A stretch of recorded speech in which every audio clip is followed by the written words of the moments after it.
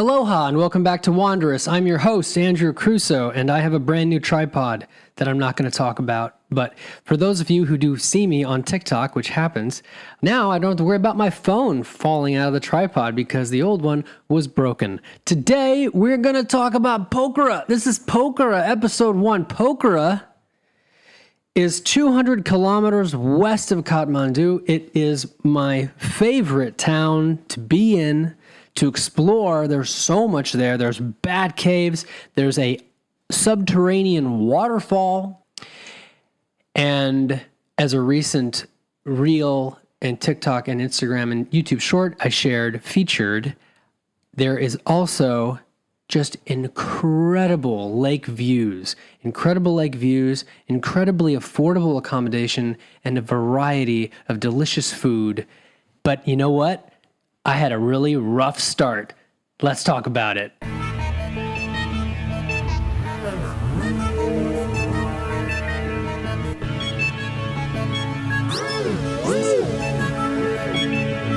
I don't like to pull back the veil of how I make this show very much, but right now they are doing insane, cacophonous construction near where I live to the point where I'm thinking about moving.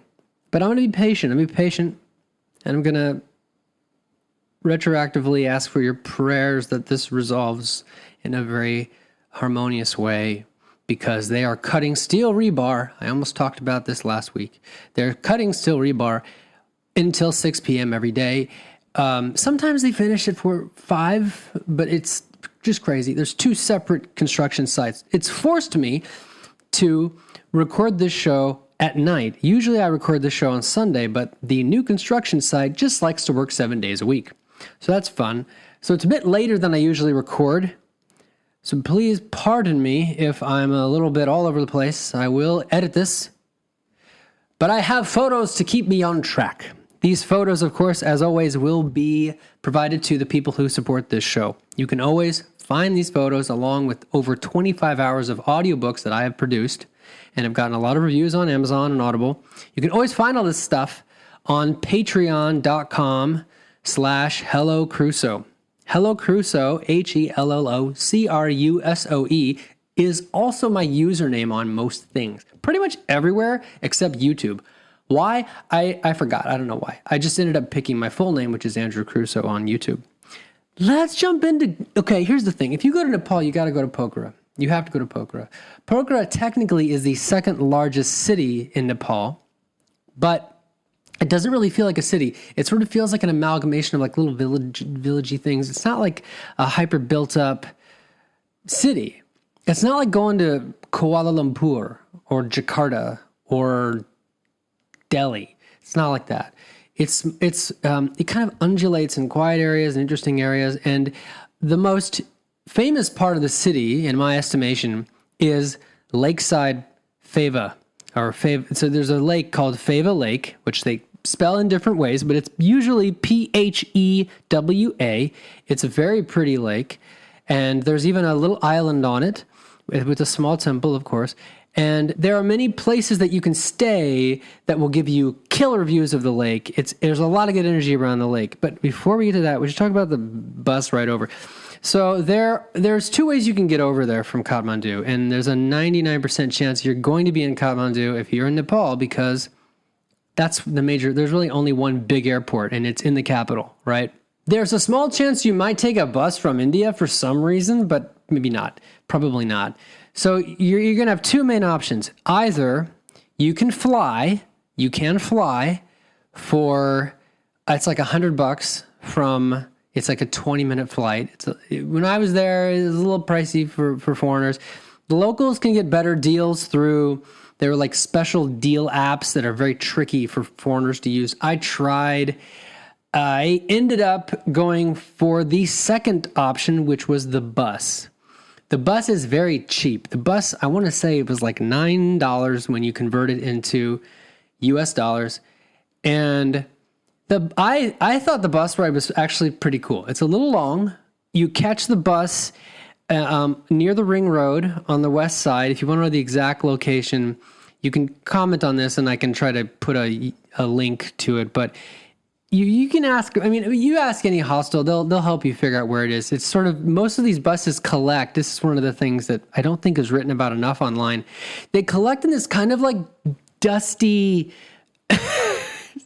There's a sort of dusty, sandy area near the ring road. Now, of course, the ring road I mentioned in the last episode is this road that is a ring around the center, around the whole city, really, of Kathmandu, and the buses like to go around and around and around. Well, there are also bus stops that go out of the city, sort of around the ring road. And I woke up early, and departed, and I might have a video of this. I'll try to dig up some video, and I try to put the video in the show notes. The show notes for this episode are always exactly where you're listening to them. So they'll either be in the YouTube video description, they'll be in the Apple Podcasts description, or they will be in Spotify, depending on what you're looking at. I put a lot of work into the show notes, actually, so be sure to look at the show notes. Sometimes I put tiny corrections. I endeavor to edit out anything that is not totally accurate, but occasionally I expand upon something. And long story short, I took an InDrive, which is an app that I recommend. It's a little rideshare app. I took an InDrive. I said goodbye to the brother and sister who hosted me for 3 nights, which I talked about in the last episode. They were very cool. And I was picked up by a gregarious Nepali, and we drove around the ring road. It was quite early, so it wasn't very traffic full, is a word I just made up.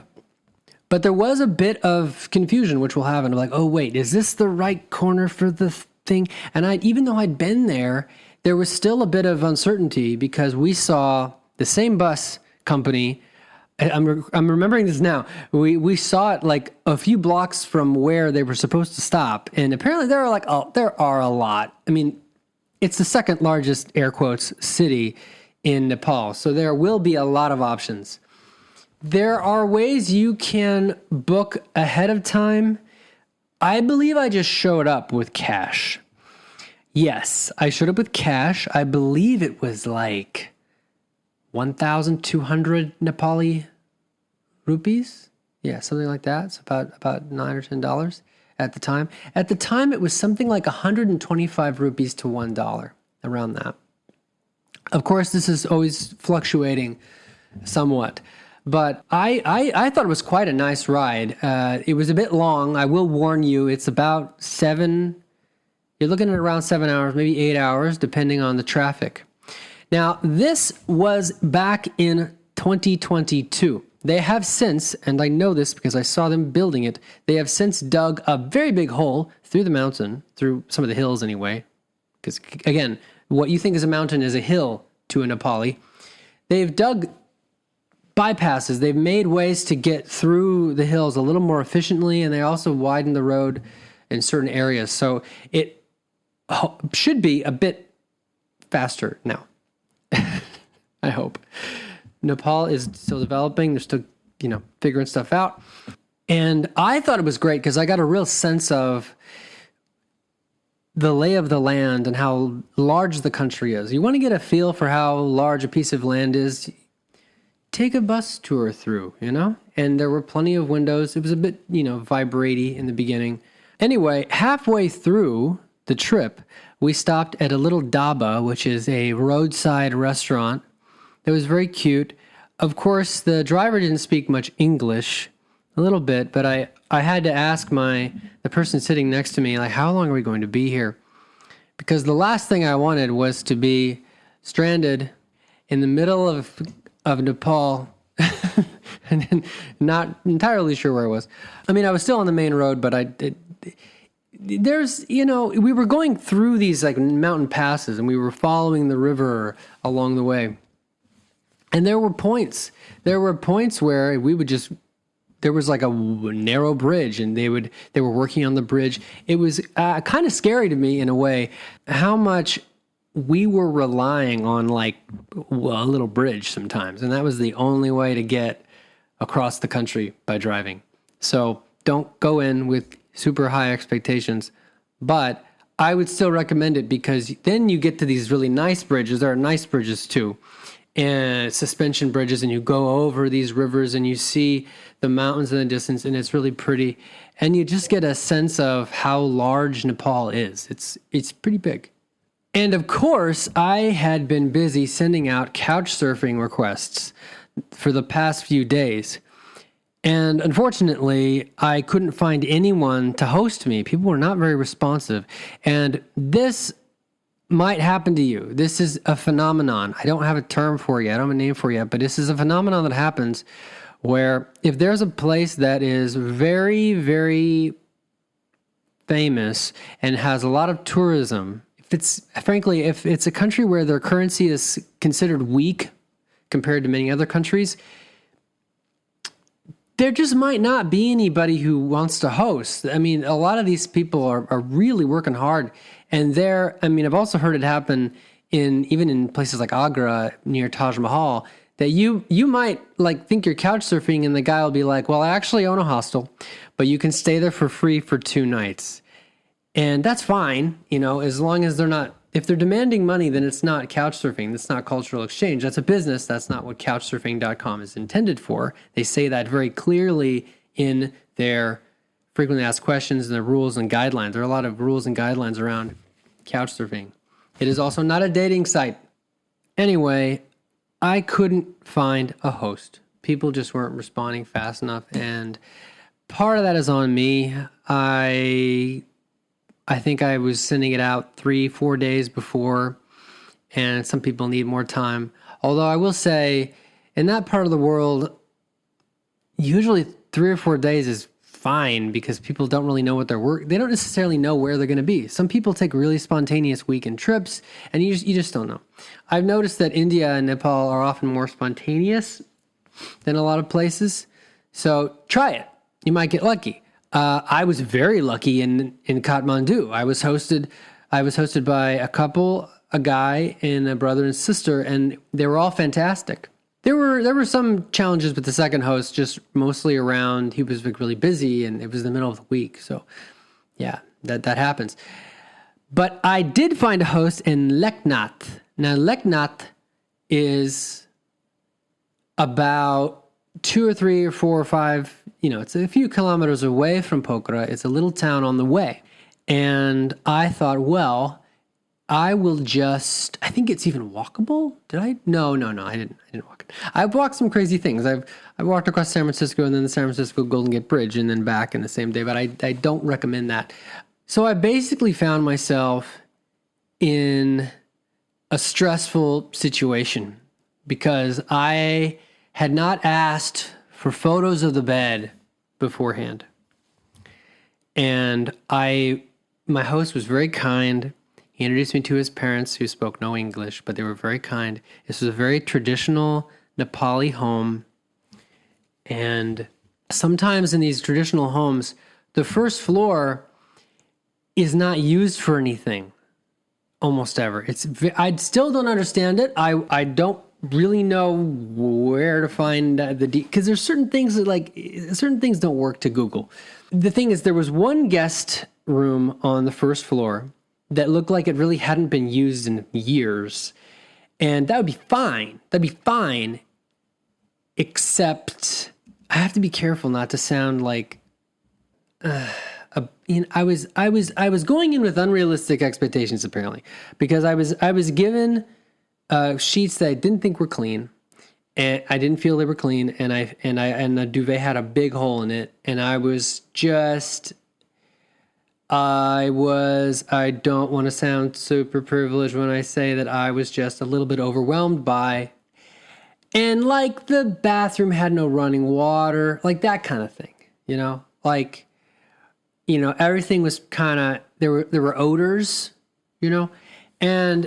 and I will say, this was the context of this, and there were 2 beds in this room that were both, wooden framed, and there was a very, very thin mattress.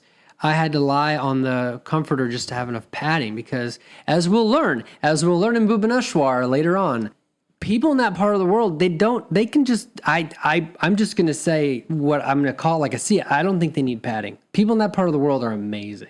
They're way more flexible with mattresses than I am.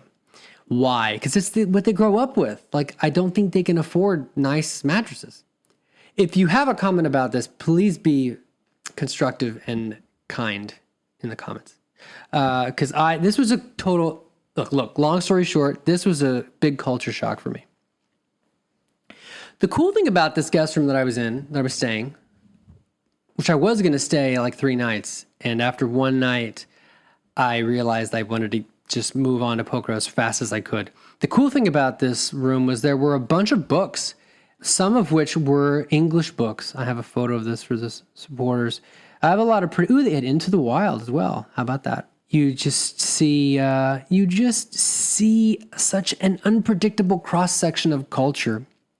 But I got up, I bought granola, and I don't even know, I think I just poured water in it. I bought granola and banana because I just wanted something familiar, and I didn't expect this guy to feed me.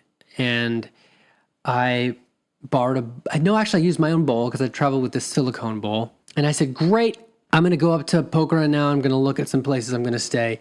And he showed me where to walk out. And the neighborhood was actually really cool. There were it was just a series of fields, rice fields punctuated by these 2-story residences. And later on, I actually got to meet his father, who was a Gurkha soldier. And if you know anything about the Gurkha soldiers, they are some of the toughest soldiers on the planet.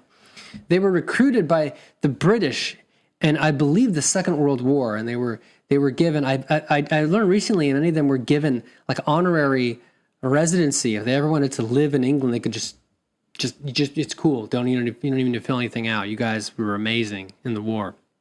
So Gurkha, I'll spell that for the show notes, because that alone is fascinating to read about. This guy showed me he had these framed awards and photos of him, and he had like a big serious knife, and he was a real. I wish that I don't think I had much data. I wish that I had used Google Translate to try and talk to him more. That is a small regret that I have, because I'm sure he had some wild stories. But I did not speak Nepali, and he did not speak much English, so it was a bit challenging. So I walked out. He actually ended up giving me a ride later, too. Hopefully I'll remember to mention that when I get back around. So I walked out to the main road, and again, culture shock because the bed was dusty and weird, but such a kind family. Like, just so excited. I wonder if I was the first American they'd ever hosted. Probably.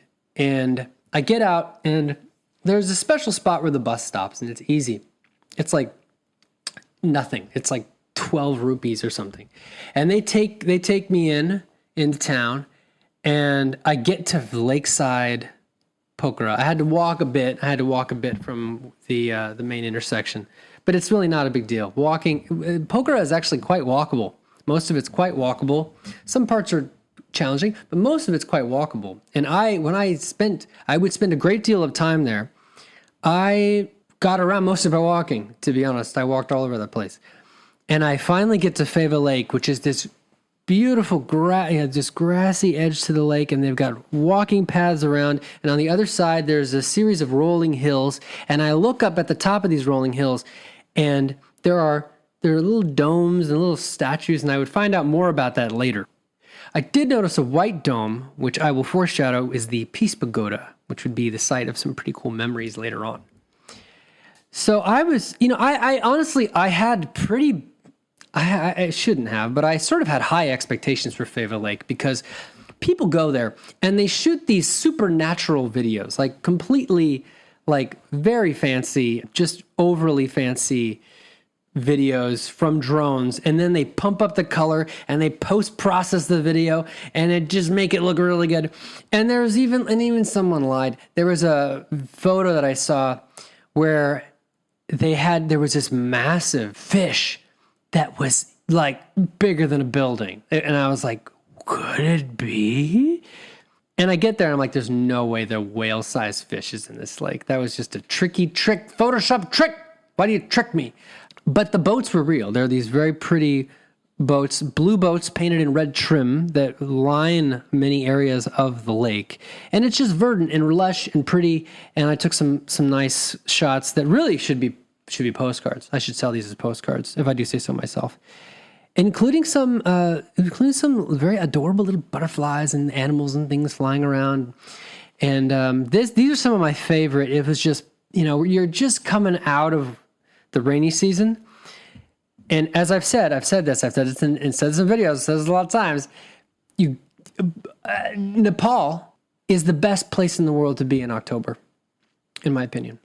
It is like a second spring. It almost feels like spring. It doesn't rain. It is clear. It is comfortable. It is 25 degrees Celsius, around there, maybe 23. It's in 70s if you like Fahrenheit. It's very, very comfortable. It's not humid. It's fantastic. It's crazy comfortable. It's ideal. And the plants are happy. It's verdant. It's green. You can walk around the lakeside path all the way around past Pokhara Disneyland, which is something I'll talk about later. They have a fake Disneyland there, which I wonder how long that's going to stay around. But past the shops, the cafes, all the things there's so much to explore, and it feels very, very safe. It is a gem. It is a gem, and I hope it stays that way, but Anicca. So what did I do? I got there and I was like, I like this place a lot. I knew what I wanted. I want a lake view, and I can do it. And I'd looked before on Booking. I didn't know much about Agoda back then. Now I know Agoda actually gives you better deals, and they should be a sponsor because I would talk a lot about Agoda. Agoda is cool. It's it can be a little bit complicated, but you can find some really good deals. So I walk around and I opened up my iPhone and I open up the Notes app and I just make a list of everywhere I go, and I talk to people and I get rates, and I went to like 7 places. And according to my photos timestamps, I spent 2 hours walking around, but I just had my small backpack. I left most of my crap in Leknath. This is the way. This is the way. And there were funky places and interesting places, and places that had no kitchen, and places that had no corners. There was one room I looked at that was on the roof of a building that was a circular room, which was pretty cool, but a bit small. And I realized, to my delight and to my luck, that most of the hotels were half empty or more. They were maybe 20% occupied. And I can only attribute this to the pandemic. Much of the world was still coming out. In Nepal, it seems like they didn't really care, but much of the world was still very concerned about the pandemic in 2020, late 2022 even, and even afterward. So tourism was down. I think it's probably a different situation now. But at the time, I had free reign of the place. And I think that if you get there early October, there are still a fair amount of options that you can find. And there's really nothing, this is something you can do. I could do a whole episode about the South Asian way of finding accommodations. This is what you want to do. But if you can pull it off, if you can be a little flexible and have a little bit of faith, is book like 2 nights at whatever near where you want to stay. And this really only works if you're going to be somewhere for a couple weeks. You have some flexibility. But then just on the first day, walk around, because most likely, and you can check this on Booking and Agoda, see if everything's full. If they're all full, then don't do this. Don't do this if they tend to fill up really fast. But there are a lot of places, especially in Nepal and parts of India, where if it's not a Friday night, or a Saturday night, you're going to have openings. There's going to be openings. And it is really a wonderful process, I think, to be able to sort of beta test, sort of like try on a bunch of different options. And the other great thing is you have more negotiating power, in my opinion, because you're just if you're just a person, especially if you have cash and you're ready to pay them with their local money. If you've been to the local ATM and you have a card that if you're a traveler, you already know how to do this. If you have cash in your hand and you're just a person, especially if you're one person, they'll find a spot for you if you like Oftentimes they'll find it. There's this divine type of spontaneity that happens in South Asia that I haven't really experienced it in other places. And it's fun. It's very playful. That was a theme actually for Nepal. I think I mentioned it in the Kathmandu episode where, they get into these impossibly small auto rickshaw bus. It's like between a rickshaw and a bus, like these impossibly tiny bus things that are just out of somebody's imagination. They would never be illegal. They would never be legal in Europe or America. And they're not worried at all. They're just doing it. And they jump off and they jump on and it's very flowy and it's very playful. The feeling I got was very playful. I'm going to see if I can find a photo of that because it's really, I need to find a photo of one of those things. There's some crazy vehicles in Kathmandu. A little bit less variety in Pokhara because it's a bit smaller. There's still a fair amount of people. I want to say the whole of Pokhara is a couple 100,000 when I was there at the time. It wasn't tiny, but Pokhara is spread out. So you don't get like a bunch of high rises. You don't get traffic that makes you want to scream very much, which is great. It's pretty distributed around. And I finally, after walking around for 2 hours, and I'd already kind of had this pinned, I thought I'd probably end up going with it, but I wanted to look at all the options. And there was a place that I will plug, which I don't normally plug if they're not a sponsor, but these people were so kind. And I stayed at the Banana Garden.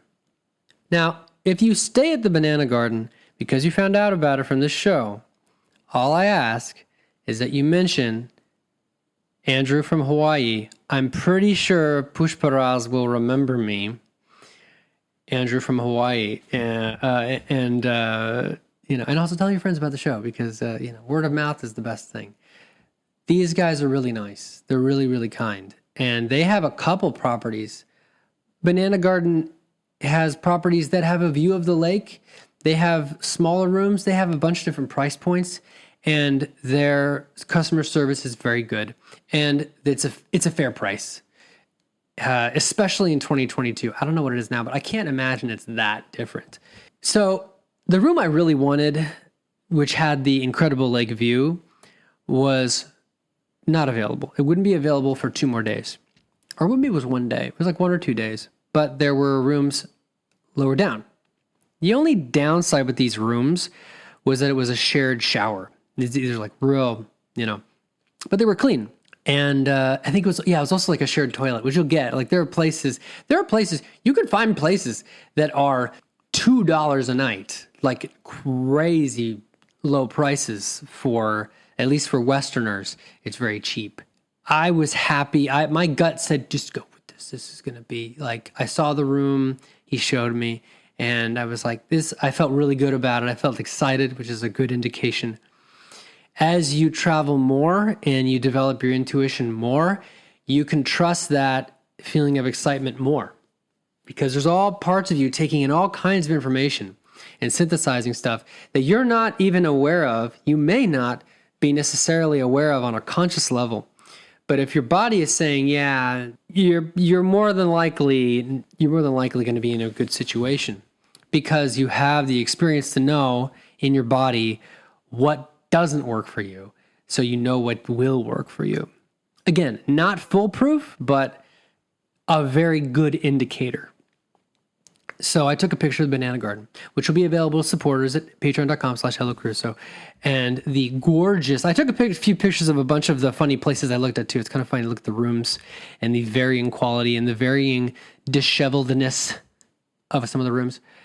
And the various funny views as well.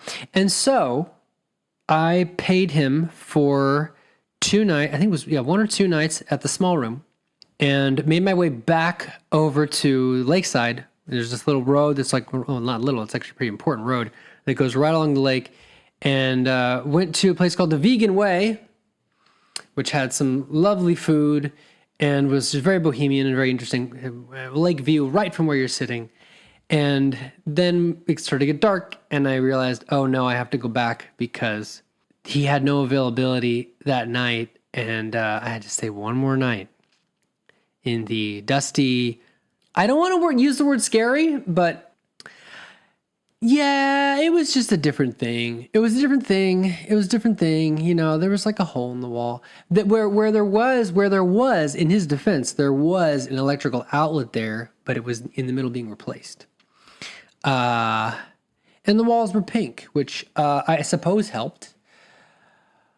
But it was, I was not accustomed to that kind of setup, and I did feel because of my different background, I felt stress.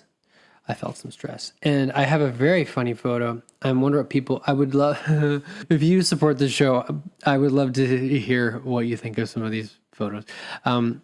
There was I don't want to talk about how the light switch was covered in like sticky stuff, because that makes me sound privileged or something.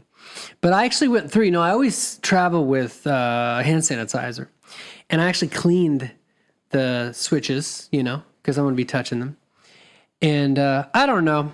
I don't have a lot to say about that. They were very kind. So, I say that. I say words like, oh, my body felt uncomfortable in the room, which was my subjective truth. That is subjectively true for my body.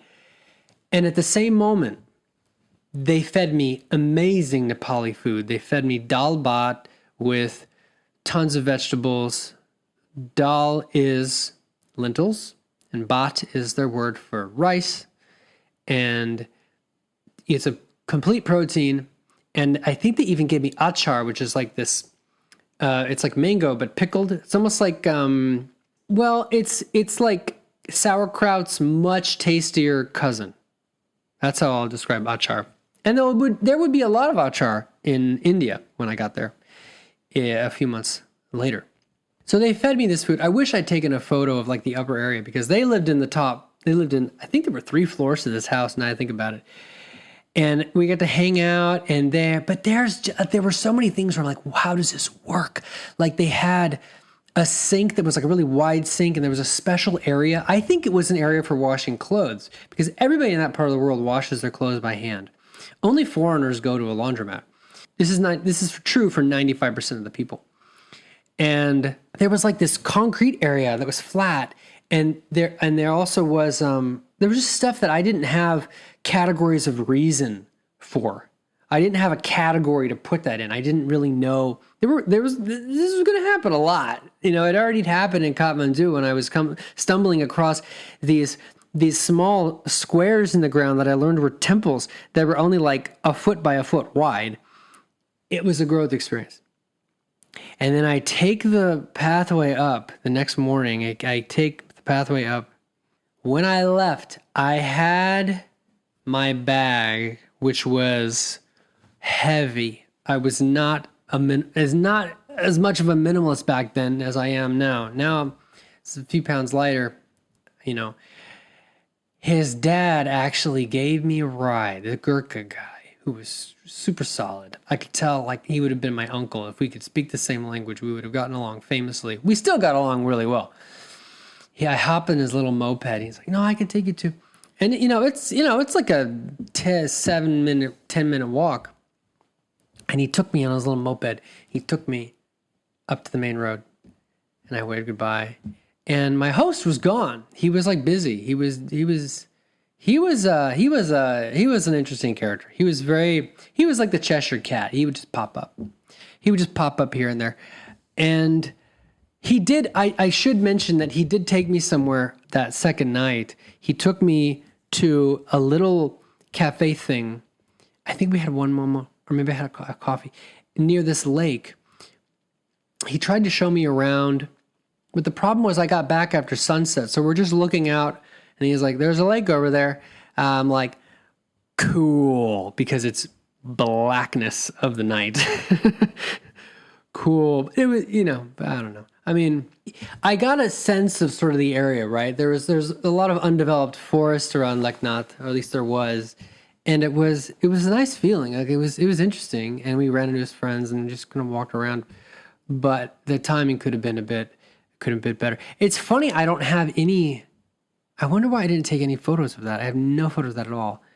Maybe my phone was getting low or something. But the next photo that strikes me in this set, because I use the photos to make sure I tell this story to you in order, try to be as accurate as possible, is the gorgeous. I mean, somebody had an arborist or something. They definitely had they had somebody who knew plants come in and just plant the most vibrantly green and magenta. They had magenta, what we would call in Hawaii, we call them tea trees. I don't know the exact species, but there was the rose bushes and palms just framing the entrance to the upper area where I would stay, where there was an opening. I think it was just the next night. No, wait, no, because no. I stayed in the tiny room for one night. So it was like 2 nights hence. So I spent one more night in the vaguely uncomfortable room. I didn't take a shower because there was no shower head. It was just for bucket showers. And I'm not skilled. I did it. I ended up doing the bucket shower in India because it was a cleaner bathroom where I stayed in India. So I felt more comfortable with it. But the bathroom in Leknath was not clean. And I finally get back to Pokhara with all my stuff, and I'm just relieved. Everything's beautiful. Everything's verdant. There are potted plants everywhere. I can tell this family, and I would meet this guy's mom, who is very old, very kind. I forget her name. She started the place in like the 60s or something. And I get up and I see the view. I can see the Peace Pagoda, the white dome on top of the hills, on just remarkable. I see a little figure too. I can't really quite make it out, and we'll come back to that. There's another figure along the ridge of the hills, but there's just these forested green hills on the other side of the lake. The lake is very large, and I'm finally up there. I'm just getting elated because I finally feel like I'm in a place where I can relax, and it's a beautiful day, and I meet people, and I just take a bunch of pictures of the view and the lake and the things on top of the hill and a wooden swing on the roof. There's something that's pretty cool about Asia in general is most of the buildings have roof access, including where I was staying. So there's all fun little surprises, roof access things, and I get my room. I get the big bolt on the front door because there's never any latch in Nepal. It's always a big bolt with a padlock over it. And I think it was the only rooms they had, even though they were really cheap, were these rooms that had 2 beds in them. They were both 2 single beds, but they were comfortable. It was, it was a real mattress. It wasn't huge, but it was comfortable, and everything was clean. And I was so relieved. And I took a nice long shower, and I went out and I had a veggie burger, and it was a beautiful day. And then I started to be able to explore, right? And then I had all my stuff, and I just felt so settled. I even shot, I think it was that first night or that first morning, I shot this like vlog thing. It was very rambly. I'll see if it's anything good enough I can find it. Because I want to say it was just for Patreon people at the time. But I'll take a look. I'll see if there's something worthwhile, I'll put it in the show notes. If there's something worthwhile. And I have a curry, and I basically just have a lovely relaxing time. And it struck me how pretty the sunsets were. Even though the sun set behind the hills, my view of this range of hills, the light was just so pretty in the late afternoon coming into twilight. It felt like a new home. And that would be a theme for Lakeside Pokhara for me. I never realized how much at home I could feel in what was a foreign country to me at the time, and now it feels like a second home. And I think I'll leave that right there for now. I'll leave the story there for now. This week, supporters get a very nice round number. They get 30, most of which were shot in RAW. Some of them, it's a very lovely smorgasbord because you get these views from the sidewalk, this trekking explanation of all the treks, Mardi Himal, 4 to 6 days, ABC Trek, which stands for the Annapurna Base Camp, Kapuche Lake, Kandruk Village, which is a place I should go next time. And it's just like this smorgasbord. But the best ones are the photos taken with my TG6, which were all shot in RAW with this beautiful zoom lens. And you really get a sense with these photos just how green and gorgeous Pokhara is in October and in November too. We'll be there in November.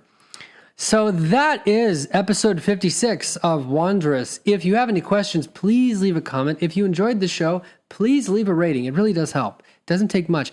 I realized, this is true and slightly embarrassing. 2 days ago, I realized if you have an Apple device, you can go into Apple Podcasts and you can just scroll the bottom in the show page and just tap a star rating. You don't need to even write anything. And I just figured that out. I've been using this app for like 10 years and I didn't ever try that. So, wow, weird life that I live. Definitely a land of contrasts, Nepal. It's there's really lovely places and then places where there's a lot of poverty. And that's why I think it's really important to give back in the ways that you can when you're there. Sometimes that's just supporting small business and going to cafes that you believe in. And sometimes that means picking up trash on the side of the road. And maybe we'll have time to talk about that more next time. But thank you so much for listening. And this is just the tip of the iceberg. This is like starting it. It's real start of Nepal. And yeah, the photos really do show a lot of contrast. I'm interested what people's impressions of the photos are going to be. We're going to get to a bunch of stuff and you can always, if you are interested in getting all of I have like thousands of photos that are backstory and supporting content for this show by this point, because I release photos every Wednesday. For those of you just listening to this show for the first time, welcome. And for $10 a month, you get access to the entire backlog and tons of other bonus content. I had an interview show years ago, and there's tons of like behind the scenes audio from that, and 3 audiobooks, my 10,000 Hours in Paradise tropical true story about when I went to Hawaii and how it changed my life. And that's also on Amazon and Google Play and all the places. But I like the audiobook a lot because I put a lot of work into it. I produced it and narrated it myself. And it's been a real journey. And, doing that, going to Hawaii in 2013, the first time I did that, in many ways was preparation for, existing nomadically, how I did for 3 years, starting in 2022. And building self-confidence, understanding systems, building resilience, and flexibility, I suppose. A lot of it's mental, a lot of it's such a head game. Anyway, thank you so much for listening, and I will see you next week. Please subscribe to the show so you don't miss what's coming up, because I got some crazy stories coming up for you. Okay. Aloha.